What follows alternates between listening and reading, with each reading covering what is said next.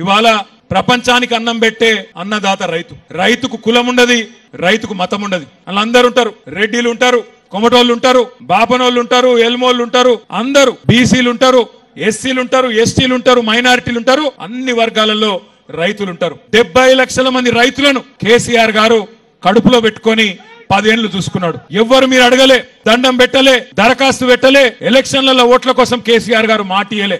మాట ఇయ్యకపోయినా మీకు 1 కాదు 2 కాదు 12 కాలాలు 12 సీజన్లలో 1 2 కాదు 73,000 కోట్ల రూపాయలు రైతుల ఖాతాల్లో వేసిన మొట్టమొదటి ముఖ్యమంత్రి భారతదేశంలో రైతు బంధు మన నాయకుడు కేసీఆర్. ఒక రైతు చచ్చిపోతే ఆ రైతు కుటుంబం రోడ్డు మీద పడద్దు, ఆగం కావద్దు అని ఆలోచించి బువ్వ పెట్టే రైతు కుటుంబం ఆగం కావద్దని ఆలోచన చేసి రైతు చచ్చిపోతే మొట్టమొదటిసారి స్వతంత్ర భారతదేశంలో 5 లక్షల రైతు బీమా ప్రవేశపెట్టిన నాయకుడు కేసీఆర్.